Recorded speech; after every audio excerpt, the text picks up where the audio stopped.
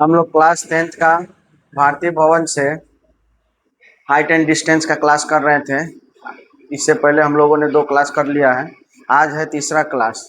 आज तीसरा क्लास में हम लोग छठा से यानी क्वेश्चन नंबर 6 से स्टार्ट करेंगे। इससे पहले हम लोगों ने 5 तक कर लिया था। तो चलिए स्टार्ट करते हैं। पहला क्वेश्चन हम लोग पहला ध्यान देंगे क्या कहता है। 6 का पहला क्वेश्चन कहता है कि देखिए, जब कभी भी हाइट एंड डिस्टेंस का जब भी हम क्वेश्चन बनाएंगे तो तरीका बताए थे कि सबसे पहले क्या करेंगे कि क्वेश्चन पढ़ेंगे। क्वेश्चन पढ़ने के दौरान जो जो बातें इसमें लिखा रहेगा उसका पहले चित्र बना लेंगे और चित्र बनाने के साथ साथ ही हम लोग इसको सॉल्यूशन करेंगे। तो देखिए, पहला क्वेश्चन हम लोग ध्यान से क्वेश्चन पढ़ेंगे कि ए बी एक ऊर्ध्वाधर दीवार है। ऊर्ध्वाधर हम बताए थे, ऊर्ध्वाधर मतलब एकदम सीधी जो रेखा होता है उसको ऊर्ध्वाधर कहते हैं। तो चलिए हम लोग पहले इसका चित्र बना लेते हैं कि ए बी एक ऊर्ध्वाधर है। तो देखिए इस तरह से ऊर्ध्वाधर हम एक तरह से यहाँ बना लिए ए बी। ए और बी का नाम अभी नामकरण नहीं किए हैं क्योंकि हो सकता है ए यहाँ हो या बी यहाँ हो या ए यहाँ या बी यहाँ हो। प्रश्न में देखते हैं आगे क्या कहता है। जिसका बी भाग समतल भूमि के संपर्क में है। यहाँ कह दिया है कि जो बी वाला जो आपको पॉइंट लेना है ना, ये पॉइंट क्या होना चाहिए, समतल भूमि के तरफ होना चाहिए। तो ध्यान दीजिए कि अगर ये किसी भी तरह का ये दीवार है तो दीवार के सामने हमेशा क्या होता है, जमीन पर ही दीवार बनता है। और ये जमीन है हमारा, इसी को ही भूतल कहते हैं या समतल कहते हैं। तो देखिए क्या बोला है कि समतल वाला जो पॉइंट है दीवार का, ये वाला जो पॉइंट है इसको बोला है कि बी लीजिए। तो अगर हम इसको बी लेते हैं तो ये हमारा ए हो जाएगा। फिर देखिए सीढ़ी एसी एक सीढ़ी लगा हुआ है, यानी दीवार से क्या किया है कि एक एसी नाम करके एक सीढ़ी को लगा दिया है। तो देखिए ये दीवार है, यहाँ से अगर हम सीढ़ी लगाएंगे तो देखिए एसी यहाँ से क्या करेंगे, यहाँ से हम लोग एक सीढ़ी लगा देते हैं जिसका नाम दिया है एसी। ठीक, तो एसी का भी हम लोग सीढ़ी बना दिया। अब कहता है कि कोण बी ए सी, कोण बी ए सी यानी एंगल दिया है बी ए सी। तो देखिए इसमें हम बताए थे जब कभी भी इस तरह से लिखा रहे तो बीच वाला जो होता है ना उसी को ही एंगल बोलते हैं, यानी उसी को ही कोण कहेंगे। तो बी ए सी यानी ये वाला एंगल आपको दिया है, ये एंगल आपको दे दिया है कितना है, 30 डिग्री है। तो यहाँ से ये हमारा 30 डिग्री हो गया। फिर है AC 3 मीटर दिया है, यहाँ AC हमारा कितना है, 3 मीटर दिया है। तो BC की लंबाई ज्ञात कीजिए। तो BC की लंबाई यहाँ हम ज्ञात करना है। तो देखिए इस तरह से हम लोगों ने क्वेश्चन पढ़ने के दौरान ही डायग्राम इसका बना लिया। अब यहाँ से हम लोग स्टार्ट करेंगे हल करना। देखिए हम लोग हल करेंगे। देखिए जो जो क्या क्वेश्चन पूछा, जो क्वेश्चन इसमें पूछे उसको पहले हम मान लेंगे। तो क्वेश्चन क्या बोला है कि BC की लंबाई निकालिए। तो हम यहाँ मान लेते हैं कि माना कि BC की लंबाई कुछ भी हम मान सकते हैं। तो मान लिया हमारा लंबाई ही पूछा है ये, तो हम इसको L मान लेते हैं। तो मान लीजिए L है, यानी यहाँ से BC की लंबाई क्या है, L मीटर है। फिर ध्यान देंगे क्या ये एक समकोण त्रिभुज है। अगर यहाँ दीवार एकदम जमीन पर क्या होता है, एकदम सीधी खड़ी होती है। तो जब ये सीधी है तो 90 डिग्री बनाएगा। और जिस त्रिभुज में एक कोण 90 डिग्री का हो जाता है तो वो समकोण त्रिभुज होता है। तो यहाँ लिखेंगे कि समकोण त्रिभुज ए बी सी में क्या क्या दिया हम उसको लिख लेंगे। यहाँ से देखिए ये 30 डिग्री हमारा एंगल दे दिया है। कितना दिया है, एंगल ए हमारा दिया है 30 डिग्री। और एंगल ए के सामने वाला जो भुजा होता है वो हमारा होता है लंब। यहाँ से कहेंगे कि CB दे दिया है, कितना दिया है CB, L, जो कि हमारा ये लंब होता है। चलिए ठीक है। फिर देखिए लंब दे दिया है और यहाँ से ये 3 मीटर हमारा जो ये सीढ़ी है यानी तिर्यक रेखा दिया है, ये 3 मीटर है। तो अगर ये 30 डिग्री के सामने ये लंब है तो 90 डिग्री के सामने वाले को कर्ण कहते हैं। यहाँ से कहेंगे कि AC का वैल्यू कितना दिया, 3 मीटर, जो कि यह कर्ण। फिर अब यहाँ से तो जो जो दिया है उस चीज को हम लोगों ने पुट कर दिया। अब यहाँ से ध्यान देंगे कि कौन सा त्रिकोणमितीय अनुपात लगाएं कि लंब और कर्ण आ जाए। तो दो है, या तो साइन थीटा हम लगा सकते हैं या उसी का अपोजिट होता है कोसेक थीटा। तो या तो साइन थीटा हम इस्तेमाल कर सकते हैं या उसके अपोजिट में हम कोसेक थीटा का भी यूज कर सकते हैं। तो ध्यान दें क्या हम यहाँ से साइन थीटा ले लेते हैं। तो लिखेंगे कि साइन थीटा बराबर होता है लंब बटा कर्ण, लंब बटा कर्ण। यहाँ साइन थीटा, थीटा के जगह पर एंगल कितना लेना है 30 डिग्री, तो हम यहाँ लेंगे 30 डिग्री बराबर लंब, लंब हमारा क्या है, तो लंब हमारा यहाँ देख लेते हैं सीबी है, तो यहाँ से लिख लेंगे सीबी बाई कर्ण क्या है एसी, तो यहाँ लिख लिए एसी। फिर इसको सॉल्व करेंगे, जो जो वैल्यू दिया हुआ है उसके जगह पर हम पुट कर देंगे, तक साइन 30 डिग्री का वैल्यू हम सभी को याद होना चाहिए कितना होता है, तो 1/2 होता है। यहाँ से लिखेंगे 1/2 बराबर सीबी का कितना है, तो एल दिया है, तो यहाँ से लिखेंगे एल बाई एसी का वैल्यू कितना दिया है 3 मीटर, तो यहाँ से लिखेंगे 3 मीटर। अब यहाँ से क्या करना है, तो देखिए यहाँ भी भिन्न है बट्टा में, इधर भी भिन्न है बट्टा में, तो क्रॉस मल्टीप्लीकेशन कर लेंगे, तो एल को 2 से यहाँ करेंगे तो 2L हो जाएगा, 3 को 1 से करेंगे तो 3 1 जा कितना हो जाएगा 3 मीटर। फिर ध्यान दीजिए यहाँ 2 हमारा क्या किए हुआ एल के साथ मल्टीप्लाई है, तो 2 उधर जाएगा तो हमारा डिवाइड हो जाएगा, तो 3/2 मीटर। और जब इसको हम दशमलव में लाएंगे तो क्या हो जाएगा 3/2 का क्या हो जाता है 1.5 हो जाता है, तो यहाँ से कहेंगे 1.5 मीटर यानी 1.5 मीटर। तो एल का वैल्यू कितना निकल गया है 1.5 मीटर। अतः क्या माना था हमने कि बीसी की लंबाई कितना एल था, जो कि हमारा 1.5 मीटर है। यही हमारा आंसर हुआ। तो ध्यान देंगे, इस तरह के क्वेश्चन को बनाने के लिए पहले हम लोग चित्र बनाएंगे, चित्र के हिसाब से जो जो चीज वहाँ क्वेश्चन में बोलेगा वो सब चीज पुट करते जाएंगे और सॉल्व करते जाएंगे। चलिए इस तरह से हमारा 6 का पहला क्वेश्चन बन गया। चलिए अब हम स्टार्ट करेंगे 6 का दूसरा क्वेश्चन। तो देखिए क्वेश्चन क्या करेंगे, क्वेश्चन पहले ध्यान से पढ़ना पड़ेगा।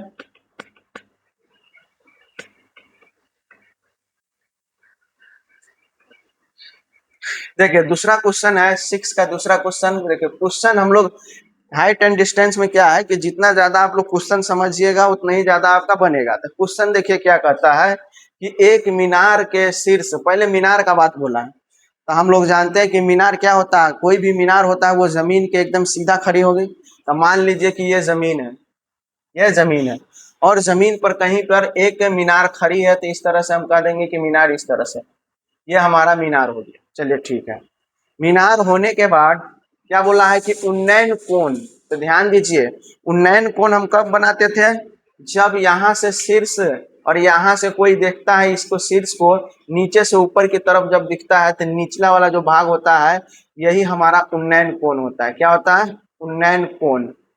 ये पहला क्लास में ही इसके बारे में हम बता दिए। तो देखिए फिर क्या कहता है कि उसके पाद, देखिए दो तरह का चीज होता है, जब कभी भी हाइट दिया रहे, मान लीजिए कोई पेड़ है, मीनार है, पोल है या भवन है, किसी भी तरह का जब ये लंबी यानी आपको ऊर्ध्वाधर भवन हो या किसी भी तरह का ऊंची चीज हो, तो दो चीज होता है, एक उसका टॉप होता है, एक इसका बॉटम होता है। लेकिन हिंदी में क्या बोलेंगे, ये जो ऊपर वाला भाग होता है हिंदी में इसको शीर्ष बोलेंगे, और जबकि ये नीचे वाला जो भाग होता है इसको कहेंगे पाद बोलेंगे। तो इस बात को हम लोग याद रखेंगे। तो देखिए क्या क्वेश्चन कहा कि उसके पाद से 15 मीटर की दूरी पर, तो देखिए ये अगर हम इसको मीनार माने हैं तो ये हमारा शीर्ष है, ये हमारा पाद है। तो देखिए इसके पाद से कहता है कि 15 मीटर की दूरी पर, तो यहाँ लिखेंगे 15 मीटर।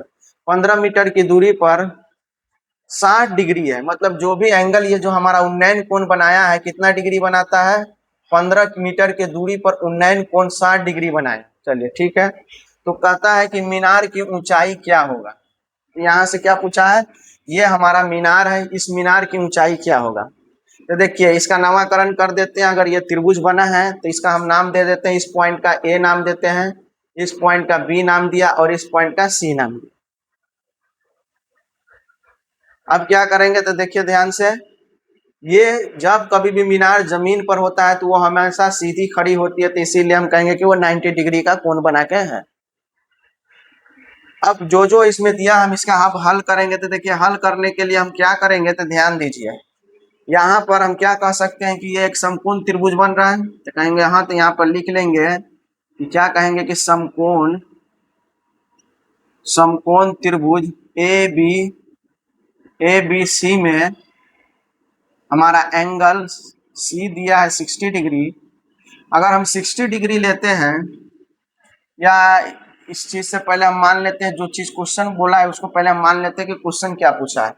तो क्वेश्चन हमारा पूछा है कि मीनार की ऊंचाई क्या होता है, तो पहले हम मान लेते हैं कि मीनार की ऊंचाई। तो लिखेंगे कि मीनार की ऊंचाई नहीं मालूम है, तो इसको मान लेते कोई भी ऊंचाई है तो हम h मान लेते हैं, h है। यहां से कहेंगे कि ये मीनार की ऊंचाई कितना हो गया, हमारा h हो गया। अब चलेंगे कि ये समकोण त्रिभुज में, तो लिखेंगे समकोण त्रिभुज ए बी सी में जो चीज दिया वो लिख लेते हैं। एंगल तक दिया है हमारा सी कितना डिग्री है, 60 डिग्री। और ये 60 डिग्री के सामने वाला जो भुजा होता है वो हमेशा ही लंब कहलाता है। तो ए बी हमारा यहाँ पर क्या होगा, ए बी हमारा जो कि लंब है, कितना वैल्यू है, एच है। और जिस भुजा पर ये एंगल बना है उसको हम लोग कहेंगे आधार। यहाँ से बी सी ये हमारा आधार है, जो कि कितना दिया है, 15 मीटर दिया। तो यहाँ से कहेंगे कि ये 15 मीटर। यहाँ तक ये क्वेश्चन का जो क्वेश्चन में कहा वो सब हमने किया। अब यहाँ से आपको सोचना पड़ेगा कि कौन सा ऐसा त्रिकोणमितीय अनुपात लगा है कि लंब और आधार दोनों आ सके। तो हम लोग जानते हैं या तो टेन थीटा लगा सकते हैं या कोट थीटा लगा सकते हैं। तो यहाँ से हम कहेंगे टेन थीटा बराबर जानते हैं कि लंब बटा आधार। पुट कर देंगे टेन थीटा के जगह पर कितना एंगल लेना है, 60 डिग्री। तो 60 डिग्री लंब हमारा कितना है, एच, तो लिखेंगे एच। और आधार हमारा कितना है, चलो 15 मीटर, तो यहाँ डायरेक्ट लिख दे रहे हैं 15 मीटर। अब यहाँ से 60 डिग्री का वैल्यू पुट करेंगे। तो 1060 डिग्री का वैल्यू कितना होता है, तो हम लोग सभी जानते हैं √3 होता है। यहाँ से कहेंगे √3 h/15 मीटर। अब क्या है, इधर भिन्न है इधर भिन्न नहीं, तो इसको भी 1 में हम करके भिन्न बना लेते हैं। इससे आसान होगा क्रॉस मल्टीप्लिकेशन करने में। तो यहाँ से हम h को 1 से करेंगे तो इसीलिए कहे यहाँ से h हो जाएगा। और 15 को √3 से करेंगे तो 15√3 मीटर हो गया। यानी h का वैल्यू हम लोगों ने कितना निकाल लिया है, 15√3। तो क्या यही पूछा था, तो कहेंगे अतः जो भी हमारा पूछा है कि मीनार की ऊंचाई कितना है, h है, तो h का मतलब हो गया 15√3 मीटर है। यही हमारा आंसर हो गया। तो इस तरह के क्वेश्चन को ऐसा ही बनाते हैं हम लोग। चलेंगे दूसरा मार्कर नहीं, ध्यान देंगे। इस तरह के क्वेश्चन को फिर एक बार बता देते हैं कि जब कभी भी किसी भी तरह का बोले, मीनार बोले, पोल बोले या भवन बोले, तो वो हमेशा जमीन पर सीधी खड़ी होती है। तो हम जानते हैं कि अगर ये जमीन है और ये सीधा है तो बीच का एंगल हमेशा 90 डिग्री बनाएगा। तो 90 डिग्री हो गया। फिर उस क्वेश्चन में कहा है कि उसके पाद से उन्नयन कोण बनाता है, यानी इसके सिर से, यानी यहाँ इसका पाद से 15 मीटर दूर। तब पाद यहाँ है तो 15 मीटर दूर जाएंगे, यहाँ आया। अब कहता है कि उन्नयन कोण, तो हम लोग जानते हैं कि उन्नयन कोण हमेशा ही नीचे से ऊपर की तरफ बनता है। अगर अनुमान कोण बोलता है तो ऊपर से नीचे की तरफ बनता है, तो यहाँ से हम लोग अनुमान कोण निकालते हैं। लेकिन उन्नयन कोण बना है तो यहाँ से हमारा एंगल थीटा 60 डिग्री हुआ। और ये हमारा हाइट निकालना है, और इसको क्या करना है कि जो चीज इसमें दिया उस हिसाब से बनाएंगे। तो इस तरह से हमारा ये क्वेश्चन बन जाएगा। चलिए नेक्स्ट क्वेश्चन हम लोग देखेंगे। 6 हमारा कंप्लीट हुआ। अब आ जाएंगे 7th क्वेश्चन। तो ध्यान देंगे कि 7th क्वेश्चन में हम लोग ने क्वेश्चन क्या है। देखिए 7th क्वेश्चन में कहता है कि नदी को पार करने के लिए किसी व्यक्ति को, देखिए नदी है इसमें, नदी को पार करने के लिए किसी व्यक्ति को पुल के अनुदिश, यानी दो बात बोला, एक तो नदी के बारे में बात हुआ है और एक पुल के बारे में बात हुआ है। तो ध्यान दीजिए, अगर हम नदी के बारे में बात करें, मान लेते हैं कि ये हमारा इस तरह से हमारा नदी होता है। नदी का ये पहला किनारा ये, दूसरा किनारा ये, यानी 2 किनारा हो गया। तो देखिए क्या क्वेश्चन कहता है कि एक पुल है, पुल के अनुदिश एक किनारे से दूसरे किनारे तक 236 मीटर की दूरी तय करनी पड़ती है। यानी कोई व्यक्ति है, उसको इस नदी के ऊपर में एक पुल बनाया गया, और उस पुल पर अनुदिश का मतलब हुआ जैसे जिस दिशा में पुल बना हुआ है उसी दिशा में अनुदिश का मतलब ध्यान रखेंगे कि जो जिस दिशा में पुल बना हुआ है इसे उसी दिशा से होकर जब व्यक्ति जाता है पैदल इस किनारे से उस किनारे के पार जाता है तब उसको कितना मीटर चलना पड़ता है, 236 मीटर की दूरी तय करना पड़ता है। चलिए हम लोग भी क्या करते हैं, और कितना डिग्री, यदि नदी के किनारे के साथ पुल 30 डिग्री का कोण बनाती है, यानी जो नदी है उसके किनारे से जब पुल बनाया गया है तो वो कितने डिग्री का कोण बनाते हुए पुल बनाया गया है, तो 30 डिग्री का कोण बनाते हुए बनाया गया। तो हम लोग भी ऐसे ही बना लेते हैं। देखिए मान लिया ये नदी है, नदी के ऊपर क्या किया है कि पुल बनाया, तो ये इस किनारा से उस किनारा का ही पुल बनेगा। तो देखिए एंगल बनाना, तो ध्यान दीजिए अगर एंगल है ये हमेशा सीधी अगर करेंगे तो कहेंगे कि ये 90 डिग्री, अगर इसका हम हाफ कर देंगे तो कहेंगे ये 45 डिग्री, अगर इसको थोड़ा सा ऊपर कर देंगे तो कहेंगे ये 60 डिग्री, और 60 डिग्री का भी हम हाफ कर देंगे तो ये कहेंगे 30 डिग्री। क्या पुल जब भी हम बनाएंगे अगर ये समतल है इधर से अगर हम पुल बनाए तो क्या 30 डिग्री को लेते हुए हमारा बनाना पड़ेगा। तो मान लेते इस पॉइंट पर हम पुल बना रहे हैं, तो जैसे ही ये पुल बनाया तो ये पुल है और ये क्या कहते हैं ये नदी का किनारा है, और पुल बनाएंगे 30 डिग्री पर, तो चलिए हम 30 डिग्री पर इस तरह से बनाए। जैसा ही ये पुल बना 30 डिग्री पर, मान लेते हैं कितना डिग्री पर बना है ये पुल, 30 डिग्री पर बना। और जैसा ही ये पुल यहाँ देख लीजिए ये पुल बन गया, मतलब इस नदी के इस किनारा से इस किनारा तक हमारा एक पुल बना है। 30 डिग्री पर बोला है एंगल, 30 डिग्री चाहिए तो 30 डिग्री हम लोगों ने बनाया। तो फिर यहाँ ध्यान दीजिए अगर यहाँ एक पॉइंट है और इस पॉइंट को एकदम सीधा लाइन अगर हम यहाँ पर एक रेखा खींच दें तो देखिए क्या हम यहाँ से एक सीधी रेखा खींच सकते हैं। और जैसे ही सीधी रेखा खींचे मतलब इस पॉइंट से इस पॉइंट का नदी का, तो यहाँ पर भी एक पॉइंट बना, तो यहाँ से हम क्या इसका नामकरण कर दें, क्या हम नाम दे दें सभी का। अगर इस पॉइंट का अगर हम ए नाम देते हैं, ये बी नाम दिया और ये सी नाम दिया, और देखिए एकदम सीधी है, एकदम सीधी रेखा जो होता है वो हमेशा ही क्या होता है जमीन से 90 डिग्री का कोण बनाता है। तो देखिए हमारा ये पुल हो गया, ए बी हमारा ये पुल हो गया, जबकि बी सी जो हुआ ये हमारा क्या हो गया, नदी के बीच का चौड़ाई हुआ। तो इस तरह से कितने डिग्री का कोण पर बनाता हुआ पुल गया है, तो 30 डिग्री का कोण बनाता हुआ पुल बना है। तो क्वेश्चन हमारा क्या है, तो ध्यान दीजिए क्वेश्चन कहता है तो नदी की चौड़ाई ज्ञात कीजिए। तो ये जो हमारा जो पुल है ये पुल की लंबाई दे दिया है कि पुल कितना दूरी मीटर चलता है, यानी कोई व्यक्ति इस पुल से होते हुए जब उस पार जाता है तो वो कितना है 236 मीटर तय करता है। तो कोई भी व्यक्ति पुल को जितना तय करेगा उतना ही पुल की ही लंबाई हो जाती है। तो अब यहाँ से हम लोग हल करेंगे। सबसे पहले जो जो चीज दिया हम उसको लिख लेंगे। तो यहाँ से देख लीजिए कि मान लीजिए कि क्या यहाँ से हम क्या चीज निकालना है, नदी की चौड़ाई। तो हम लिख लेंगे कि माना की नदी क्या है, नदी की चौड़ाई है। हाँ, तो हम लिखेंगे कि नदी की चौड़ाई क्या है। तो जब कभी भी हम चौड़ाई की बात करते हैं तो इंग्लिश में ब्रेथ बोलते हैं, तो यहाँ पर हम बी ले लेते हैं कि बी है, कोई दिक्कत नहीं होना चाहिए। चलिए ठीक, अब जो जो चीज दिया हम कह देते हैं कि ए बी यानी समकोण त्रिभुज में ध्यान देंगे कि समकोण त्रिभुज यहाँ ए सी देख लीजिए ए सी बी क्यों लिया, क्योंकि ये सी 90 डिग्री है तो बीच में हमने ले लिया क्योंकि ये समकोण त्रिभुज में। देखिए ए बी हमारा यहाँ पर क्या, ए बी सीढ़ी है जो कि इस समकोण त्रिभुज में क्या चीज का काम कर रहा है, 90 डिग्री के सामने का काम कर रहा है। तो इसको क्या कहेंगे, ये हमारा कर्ण का काम कर रहा है। ठीक उसी तरह से यहाँ देखिए बी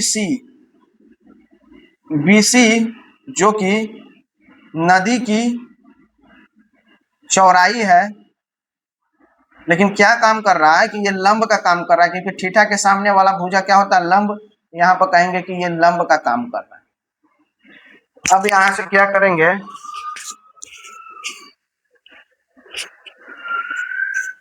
चालू नहीं था क्या, यहाँ से हम लोग क्या निकाले हैं कि ए बी हमारा यहाँ चौड़ाई सीढ़ी हुआ, तो कहेंगे कि ये कर्ण 90 डिग्री के सामने वाला भुजा कर्ण।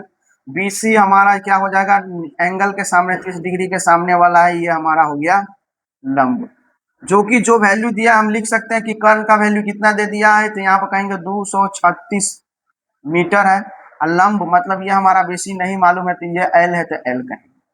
तो अब यहाँ से सोचेंगे कि कौन सा त्रिकोणमितीय अनुपात हम प्रयोग करके इसको हम बना सकते हैं। तो देखिए, अगर कर्ण दिया है, लंब दिया है, तो हम लोग साइन थीटा ले लेते हैं। तो यहाँ से कहेंगे कि साइन थीटा बराबर लंब बटा कर्ण।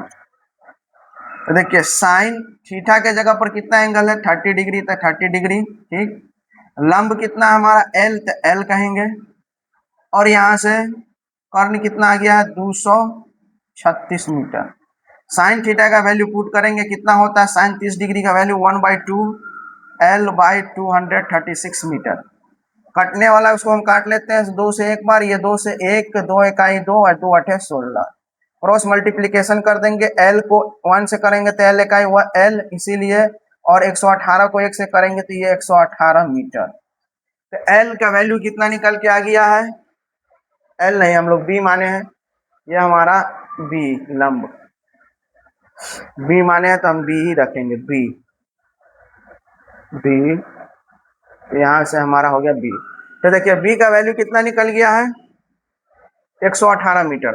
तो इसीलिए कहेंगे अतः नदी की चौड़ाई कितना निकल गया है, 118 मीटर है। तो इस तरह से इस क्वेश्चन को हम लोग आसानी से बना लेंगे।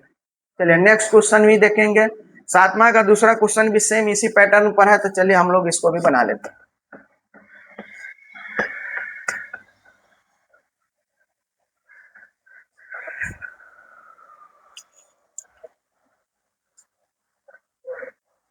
देखिए 7वां का दूसरा क्वेश्चन देखिए, मान ले कि आप पुल पर चढ़कर कोई नदी पार कर रहे हैं। तो क्या बोला है, एक पुल है और एक नदी है।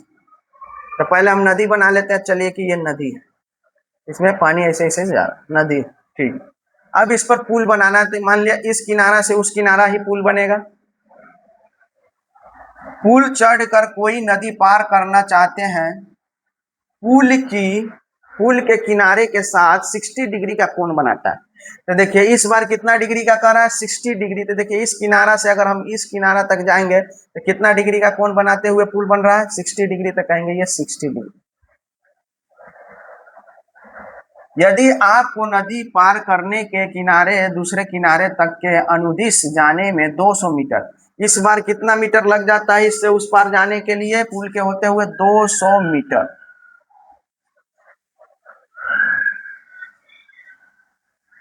तो नदी की चौड़ाई क्या होगी, फिर सेम क्वेश्चन है कि नदी की चौड़ाई क्या होगी। तो मान लीजिए ये एक पॉइंट है, अगर यहाँ से सीधा रेखा अगर हम यहाँ से डालें तो यहाँ से हमारा एक सीधी रेखा बनेगा, इसका नाम ए दे दिए, इसका बी और इसका नाम ए, और ये हमारा सेम पैटर्न का क्वेश्चन है। इसको तुरंत करेंगे, क्या हम करेंगे कि हल कर लेते हैं।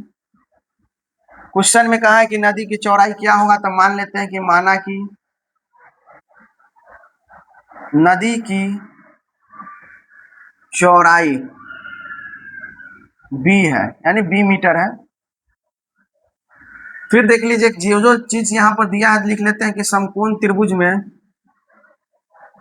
त्रिभुज ए सी बी में क्या क्या दिया है, ए बी क्या है हमारा, सीढ़ी है, पुल है, मतलब पुल, यहाँ लिख लेते हैं पुल है, वहां सीढ़ी लिख दिया था, पुल है, जो कि अगर ये 90 डिग्री के सामने है तो ये हमारा कहलाएगा कितना, कर्ण, जो कि कर्ण है, कितना है, 200 मीटर का है। चलिए फिर देख लीजिए एंगल के सामने वाला BC हमारा क्या है, ये चौड़ाई है, नदी की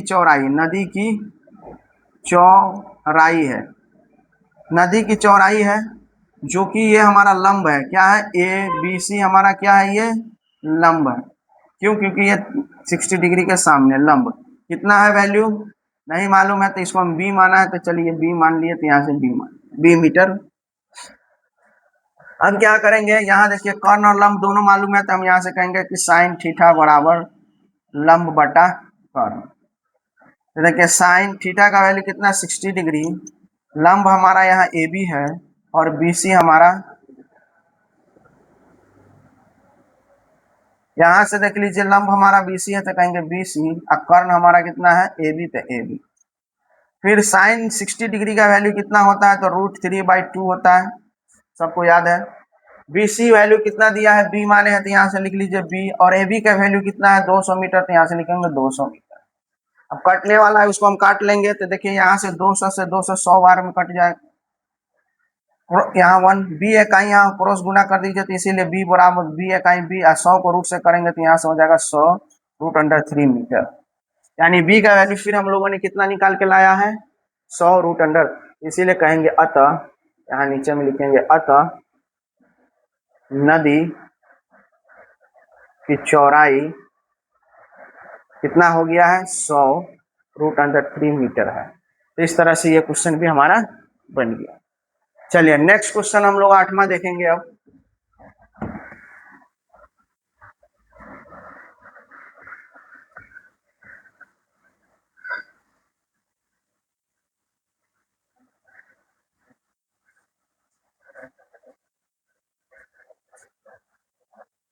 देखिए 8वां क्वेश्चन हम लोग ध्यान से देखेंगे। कहता है कि एक स्तंभ की छाया, इस बार क्या है छाया की बात है। दो चीज देखिए क्वेश्चन पढ़ने में ही हम लोग को समझ में आ जाना चाहिए कि स्तंभ और एक है छाया की बात है। तो आप ही स्तंभ बना लीजिए। स्तंभ का मतलब हो गया कि कोई भी खड़ा चीज, यानी मान लीजिए कोई भी स्तंभ है। स्तंभ कैसे होगा, एकदम जमीन है, मान लीजिए एक जमीन बना लीजिए, या जमीन छोड़िए, ये सीधा एक खड़ा चीज है। चलिए ये खड़ा चीज हो गया, ये हमारा स्तंभ हो गया, ठीक। अब इसका परछाई बनेगा, तो ध्यान दीजिए परछाई क्या होता है, कोई भी इंसान का या कोई भी वस्तु का परछाई उसके 5 बिंदु से ही बनता है, मतलब निचले वाले भाग से बनता है। अगर ये बांस यानी कोई बांस है या स्तंभ है, जब कभी भी इसका परछाई बनेगा तो एकदम सामने की तरफ इस तरह से ऐसे बनेगा। और हमेशा देखिएगा जब कभी भी बनेगा तो कितना का एंगल बनाते हुए, एंगल हो जाएगा 90 डिग्री इस तरह से। तो चलिए फिर आगे देखिए क्या कहता है कि ऊंचाई से, स्तंभ की ऊंचाई से 1/√3 गुनी है, तो सूर्य का उन्नयन कोण बताइए। तो चलिए यहाँ से हम क्या कहेंगे कि अगर ये स्तंभ है तो इससे हम यहाँ ऐसे मिला देते हैं। मिलाने के बाद यहाँ पर क्या है, ये हमारा 90 डिग्री का हो गया। और नीचे वाला जो एंगल बनेगा नीचे से ऊपर की तरफ जाता है, तो इसी को उन्नयन कहते हैं। उन्नयन कोण मान लेते हैं कि ये थीटा है, कोई एंगल थीटा है। नाम रख देते हैं, तो इसका नाम अगर हम ए दे दिए, बी दे दिए, सी दे दिए।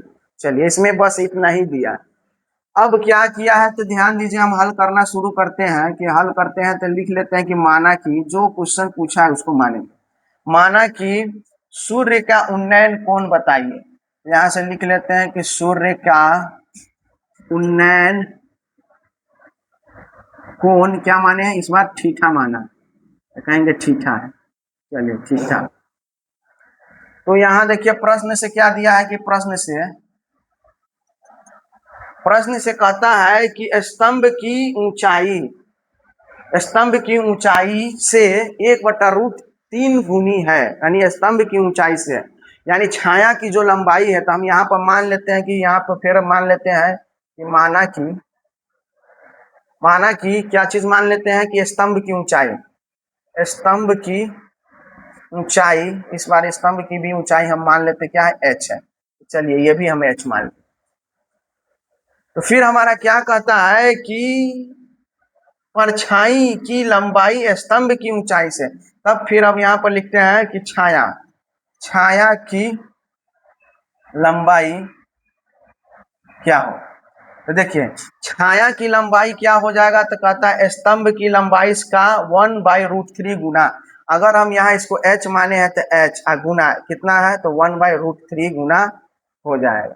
ये हुआ यहाँ पर, यानी छाया की लंबाई h का 1/√3 गुना हो गया। चलिए ठीक। तो ध्यान दीजिए क्या हम यहाँ क्या माने हैं कि स्तंभ की ऊंचाई h, तो चलिए h लिख दिया। अब छाया की लंबाई, तो देखिए छाया की लंबाई अगर हम इसको गुना कर देंगे तो h कहीं h/√3 हो गया। यहाँ से कहेंगे कि ये जो छाया है ये हो गया h/√3 हो गया। यहाँ ध्यान दीजिए आपको कि क्या क्या दिया है कि अगर हम थीटा एंगल लेते हैं तो यहाँ से ए बी हमारा, अगर एंगल थीटा लेने पर, देखिए थीटा लेने पर यानी कोण थीटा लेने पर, थीटा के सामने वाला यानी ए बी हमारा हो जाएगा लंब, जो कि दिया है कितना h दिया है। और जिस एंगल जहाँ एंगल जिस भुजा पर बना है वो हो जाएगा आधार, यानी यहाँ से कहेंगे AC आधार है, जो कि दिया है h/√3। फिर यहाँ से अब आप हम लोग दिमाग लगाएंगे कि कौन सा ऐसा त्रिकोणमितीय अनुपात ले कि लंब और आधार दोनों आए। तो हम लोग जानते हैं कि टेन थीटा, यहाँ से लिखेंगे टेन थीटा बराबर हम लेंगे लंब बटा आधार। तो टेन थीटा, थीटा हम नहीं पता है तो टेन थीटा ही रहने देते हैं। लंब के जगह पर हमारा एच आया है और थीटा के जगह पर कितना आ गया है, H by root under three, ten theta बराबर। और यहाँ से हम लोग जानते हैं कि जब तीन स्टेप में हो यानी भिन्न बटा भिन्न हो तो ऊपर वाला दो स्टेप वैसे ही रह जाता है। तो यहाँ से कहेंगे एच बाई एच, आई गुना हो जाएगा रूट थ्री, रूट थ्री ऊपर चला जाएगा तो एच से एच कैंसिल। तो यहाँ से कहेंगे कि टेन थीटा बराबर आया है रूट थ्री, टेन थीटा वाला बराबर आ गया है रूट थ्री। और यहाँ से हम लोग ये भी जानते हैं कि जब कभी भी टेन थीटा बराबर रूट थ्री होता है तो किस टेन थीटा के वैल्यू में रूट थ्री आता है। तो यहाँ से एंगल हम लोग जानते हैं कि एंगल हमेशा 60 डिग्री होना चाहिए। जब टेन थीटा में एंगल कितना होना चाहिए, 60 डिग्री। अगर थीटा 60 डिग्री हो तब जाकर एंगल कितना होता है, रूट थ्री हमारा मान निकल के आता है। तो यहाँ से हम लोग ने थीटा निकाल लिया कितना, 60 डिग्री। तो देखिए यहाँ से क्या माने थे कि अतः, यहाँ लिखेंगे अतः सूर्य का उन्नयन कोण कितना आ गया है, 60 डिग्री हो। इस तरह से हमारा ये भी आंसर हो गया।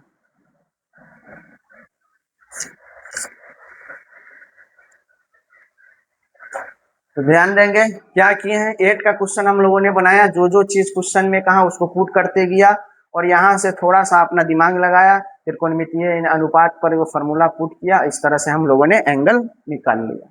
चलिए नेक्स्ट क्वेश्चन हम लोग देखेंगे 9th।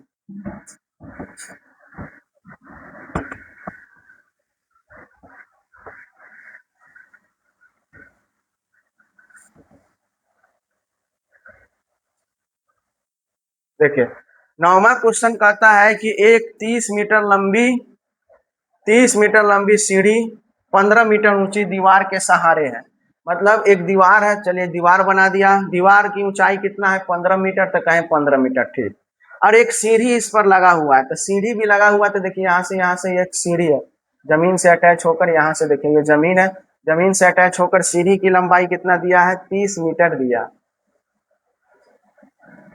सहारे लगी हुई है। तो उसका ऊपरी सिरा दीवार के शीर्ष के स्पर्श कर रहा है, यानी जो ये सीढ़ी का ऊपरी सिरा और ये सीढ़ी का जो ऊपरी शीर्ष है एक दूसरे को यहाँ पर टच कर रहा है।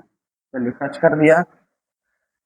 सीढ़ी भूमि के तल से कितना कोण बना रही है, यानी भूमि सीढ़ी, ये सीढ़ी है ये भूमि है, दोनों के बीच में तल यानी कितना कोण बना रहा था, मान लेते थीटा बना रहा। तो फिर इसका ए नाम दे देते हैं, ये बी और ये सी, ये एंगल हम ले लेते हैं 90। हल करना शुरू करते हैं। डायग्राम बनने के बाद हमारा क्वेश्चन एकदम आसान हो जाता है। तो ध्यान देंगे, हल करेंगे तो मान लेते हैं कि क्या पूछा है, जो क्वेश्चन में पूछा है कि तल से, भूमि के तल से कितना कोण बना है। तो हम लिख लेंगे कि भूमि से, यहाँ माना कि भूमि से तल की कोण थीटा है। चलिए हमने थीटा माना।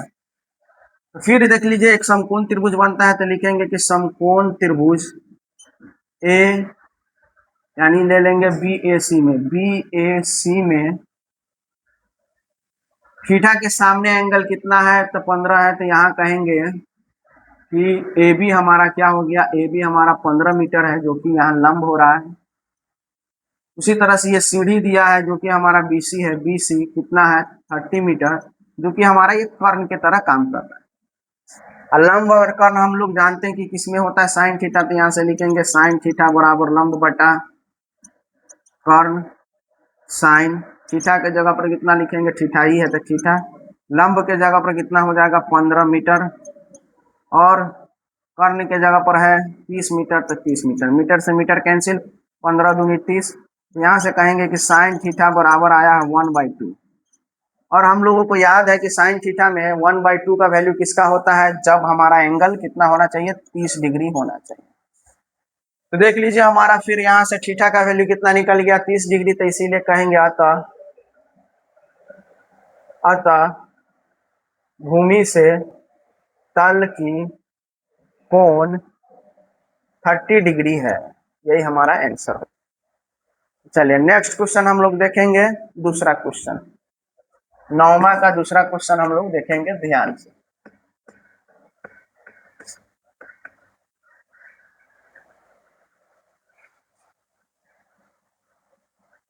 देखिए 9वां का क्वेश्चन हम लोग दूसरा देखेंगे, कहता है कि एक ऊर्ध्वाधर स्तंभ, पहले जितना क्वेश्चन का उतना, ऊर्ध्वाधर मतलब एकदम सीधी, ऊर्ध्वाधर स्तंभ है जो 2√3 मीटर है, मतलब ये 2√3 मीटर है। चलिए बना लिया इसको, तथा उसकी परछाई, फिर परछाई बनेगा तो नीचे से बनेगा, चलिए परछाई बना दिया।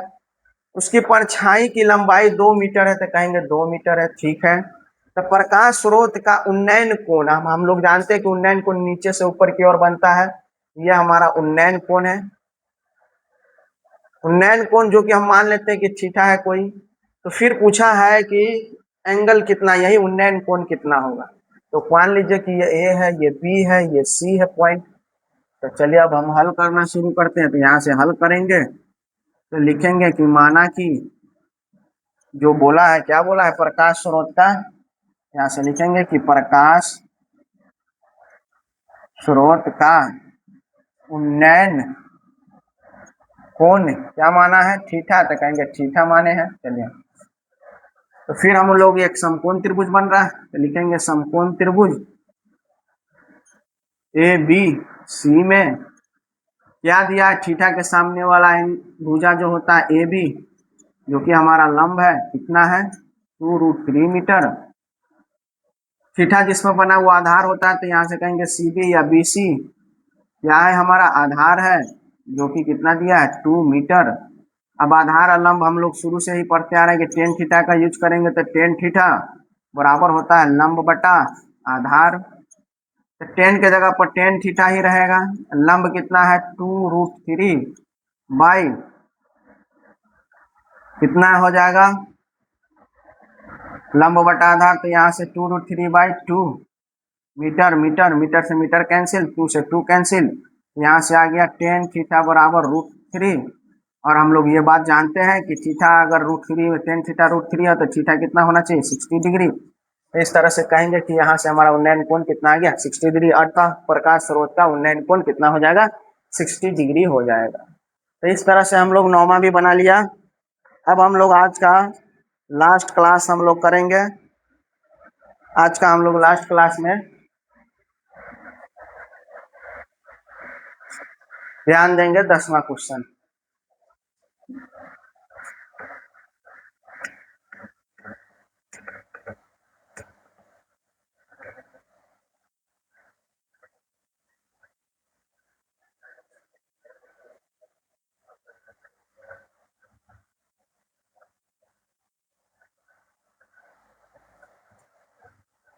यहाँ देख लेंगे 9वां का पहला क्वेश्चन में कुछ मिस्टेक हुआ है, उसको पहले देख लीजिए, सुधार लीजिए।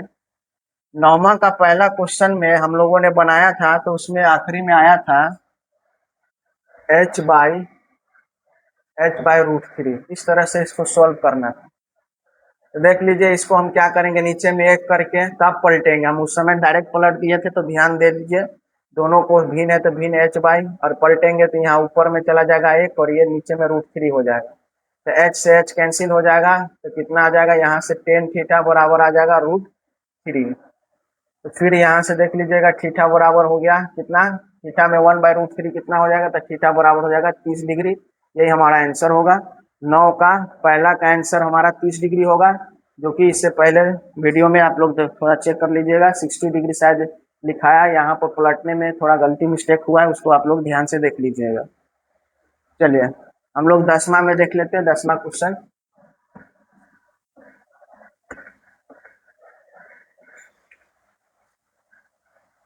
10वां क्वेश्चन में ध्यान दीजिए कि भूमि के किसी बिंदु से एक पतंग की तनी हुई डोरी की लंबाई, यानी मान लीजिए कि यह हमारा जमीन है, ठीक। अब यहाँ से कोई आदमी पतंग उड़ाना शुरू करता है, तो यहाँ मान लीजिए पतंग उड़ रहा है, मान लीजिए यह हमारा पतंग। अब यहाँ से डोरी लगेगा, तो कुछ डोरी यहाँ से लगा उड़ाने में इसको, ठीक। तो वही बात बोला है कि भूमि के किसी बिंदु से एक पतंग की तनी हुई डोरी की लंबाई 85 मीटर दिया। कितना मीटर है ये हमारा 85 मीटर, ठीक। यदि डोरी भूमि तल के साथ थीटा इस प्रकार बनाए कि टेन थीटा, मतलब अगर यहाँ से भूमि और डोरी के बीच में मान लिया जाए तो ये थीटा एंगल पूरा कितना है, थीटा एंगल पर। और टेन थीटा का वैल्यू यहाँ पर आपको दिया है कि 15/8 है। तो पतंग की कितनी ऊंचाई पर उड़ रही है, यानी पतंग यहाँ है तो अगर हम यहाँ से एकदम सीधी रेखा डालेंगे तो यही हमारा ऊंचाई हो जाएगा, तो यही हमारा निकालना। तो चलिए हल करेंगे। तो ध्यान दीजिए इसमें जो दिया है उसको हम लिख लेते हैं कि क्या पूछा है, पतंग कितनी ऊंचाई पर है। तो यहाँ लिख लेते हैं कि माना कि पतंग की ऊंचाई कितना मान लेते हैं, h है। तो हम यहाँ से मान लेते हैं कि यह हमारा ऊंचाई कितना है, h है। चलिए ठीक, इसीलिए हम लोग क्या लेंगे, समकोण त्रिभुज ए, नाम दे देते हैं इसका ए, ये बी सी। तो ए बी सी में देखिए थीटा के सामने हमारा कितना है, ए बी, जो कि यह हमारा लंब है, कितना है, एच है।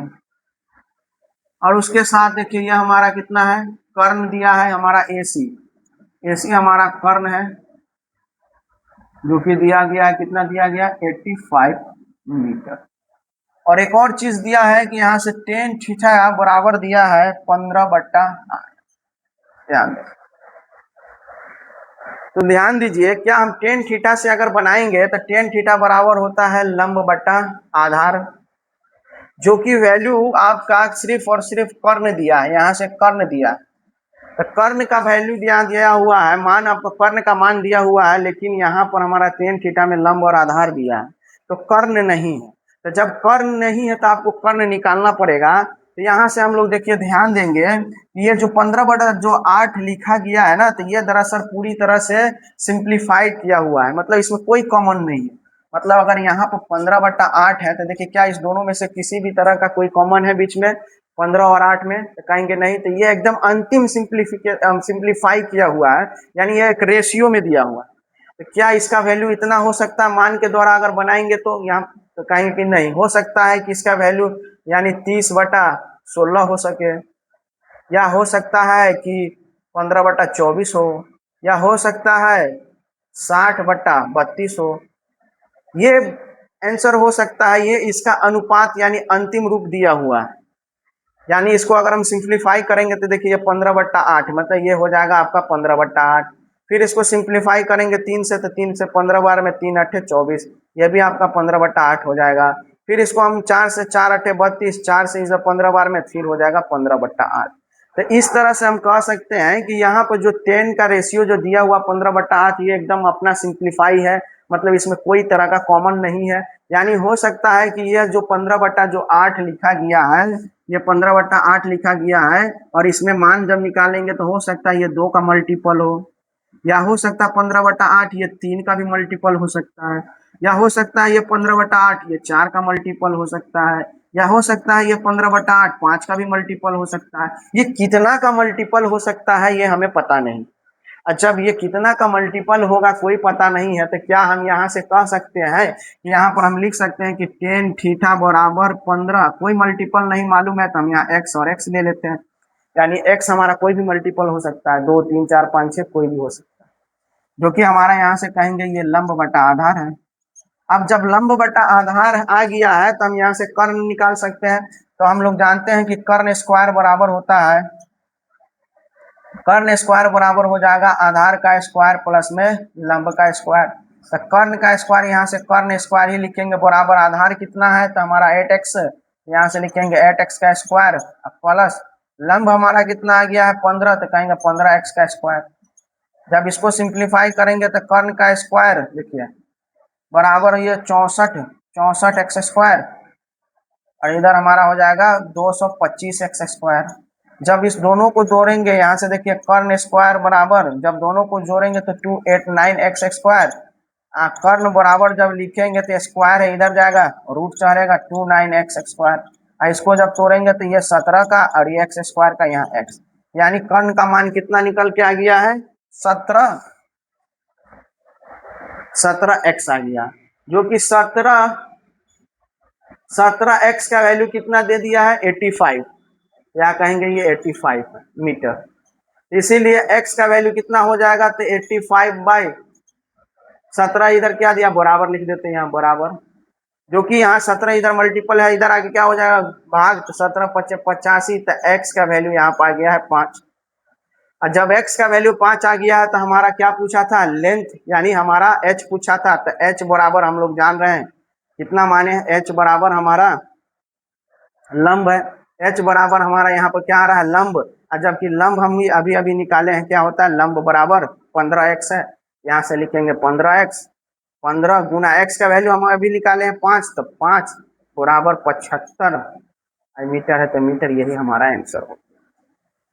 तो इस तरह से यहाँ पर हम बनाएंगे। देखिए इस क्वेश्चन में क्या किया है कि जो भी आपका दिया है यहाँ ध्यान देंगे, एक आपका कर्ण का वैल्यू दिया है, ना तो हमारा लंब पता है और नहीं हमारा आधार पता है, और नहीं यहाँ पर हमारा एंगल पता है, यानी इसमें सिर्फ और सिर्फ आपका एक ही वैल्यू दिया है, और एक सिर्फ ये दिया है कि 10 का रेशियो आपको दे दिया है। तो हम लोग जो दिया है पहले हम लिख लिया, माना कि ये पतंग की लंबाई जो पतंग की ऊंचाई h है, समकोण त्रिभुज एबीसी में जो AB है ये एंगल के सामने है, तो ये हमारा लंब है, तो ये हमारा आधार हो गया।